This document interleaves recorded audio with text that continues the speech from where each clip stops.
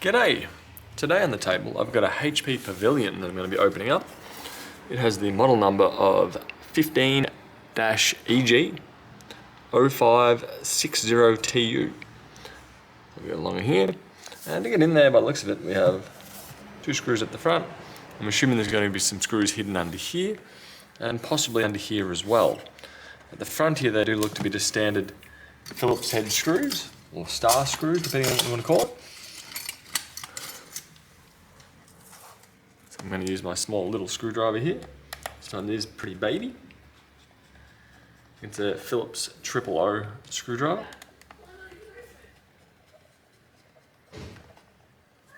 There we go. And now, if I use a pair of tweezers, I should be able to peel up this backing. Now, there is some double-sided tape in there.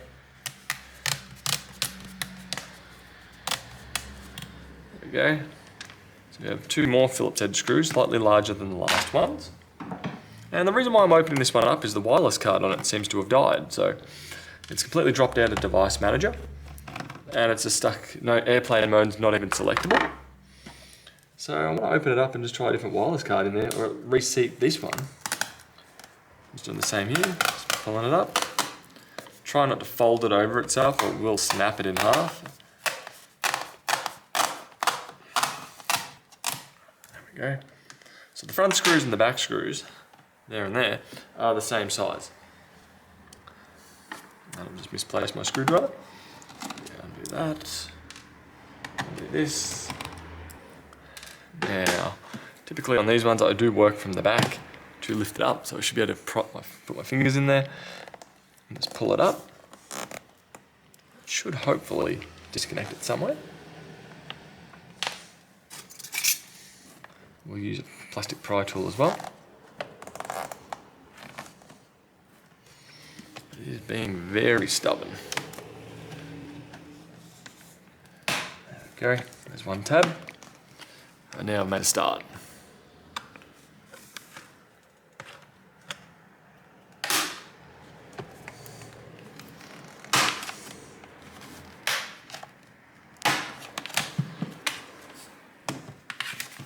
Keep moving around the machine.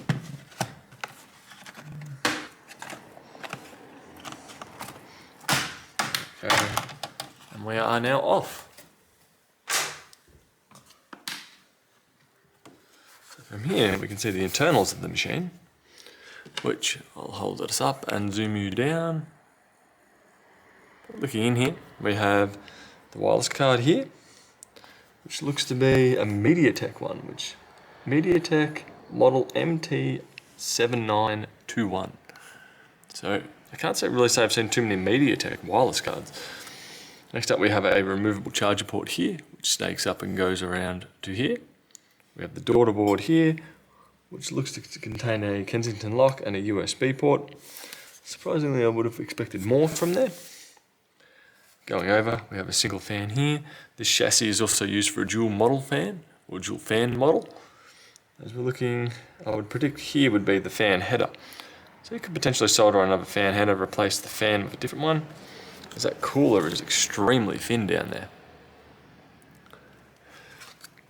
Next up we've got the battery over here, which is held in by 1, 2, 3, 4, 5, 6 screws. They all come out and this can be lifted up. Next up we have the Nvme Ssd over here, which we'll go ahead and show you guys how to replace that if need be. So to begin with, we will remove the battery. Now all these screws I'm expecting to be identical in size. And also I'm opening this one up as the customer didn't want to send it back under warranty due to time and the potential cost. So, or the cost to them with time. That's lifted up and out. So that's why I'm opening it up here. Next up we have the 2 sticks of RAM running in dual channel. We have 2 8GB sticks. If I pull the tab on, well, I'll just demonstrate how to remove these as well. So these 2 tabs here, they fold out and the RAM should just flick up to there. and then from there you can pull it out.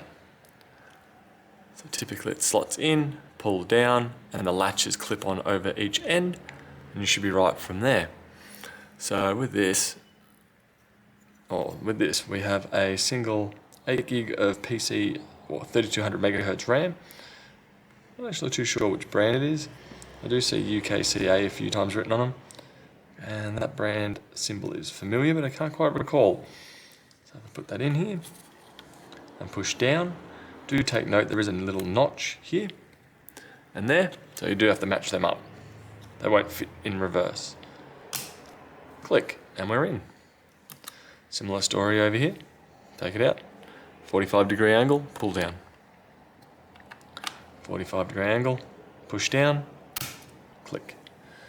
Same with over here with the Nvme Ssd. If you do want to replace that, you will have to use a cloning software and probably an external hard drive enclosure to swap it over. And this screw is rather unique. So this screw and the screw on the wireless card will be the same kind of thread and pitch. I'll just pull this up slightly and wiggle it out. We do see we have a thermal pad here.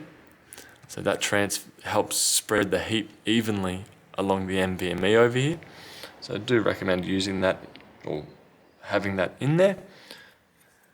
And similar to the RAM, push it in 45-degree angle, pull down, should lock into place.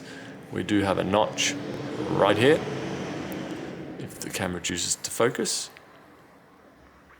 There we go. Right here, and that corresponds to here. So put it in on a 45-degree angle, shuffle it down, then push down, and put that screw back in. And as I was saying, if you do replace the NVMe to a larger size, you will have to use a Windows 10 or 11 Media Creation Installer USB to reinstall Windows on there, as that does contain all your data, or you will have to use a third-party cloning software to migrate your data to a new drive or clone it. Next up, the main event for me is right here, which we'll just shuffle over some stuff on the table. There we go, right here. This is the one I've came in to replace. Take that off. That's just some hard plastic just to pack it out so the antenna stays on there. Lift it up just slightly.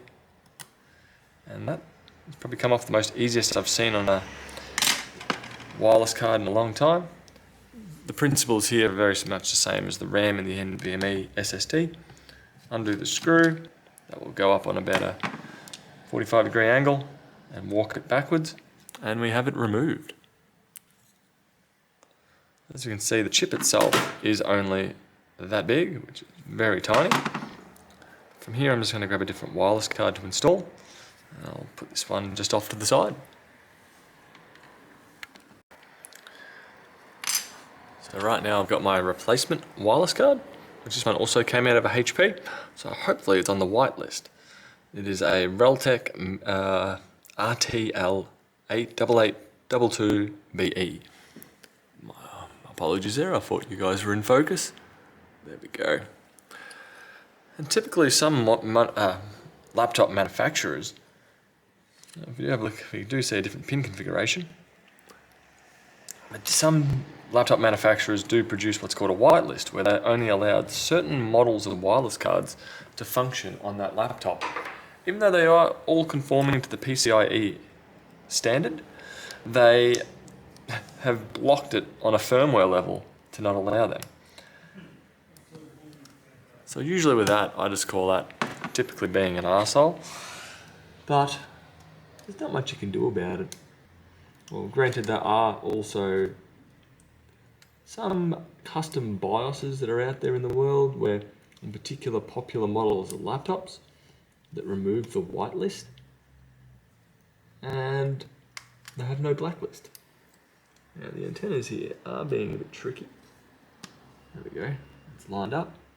To know that they're on, you should just be able to wiggle it side to side and pivot it, and it should stay there just fine. Do the same over here, line it up, push down, should click into place, and it should be able to pivot it as well. Now,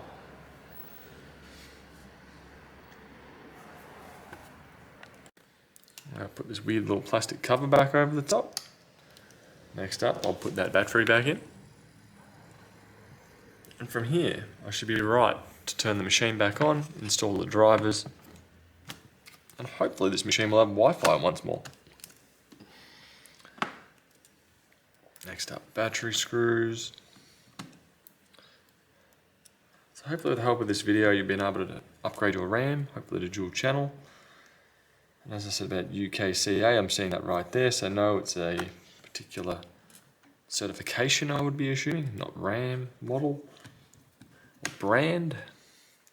But we'll continue on. There we go. Now you could potentially get in the path of replacing your thermal paste, but being this model's only around 4 months old, I don't really see the need for that at this stage. Maybe in about 2-3 years time, for sure, but for now, it's not very necessary. If I put this over the top, push down, should hopefully click into a few different places.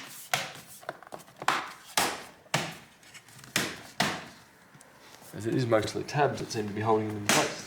There we go. And after that we put our Phillips head screws back in. The 4 black ones. There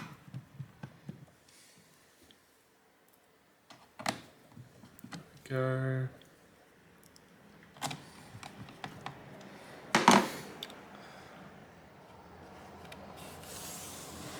It should loosely line up. And if you find that you can't fit it in properly, you might have to compress it in the corners, or put it in one corner, put it in one corner and leave the hump there, and then work your way to the middle. That seems to also work with these ones as well. Typically the front one more so, just because it's a bit more stretchy. That looks to be lining up just fine.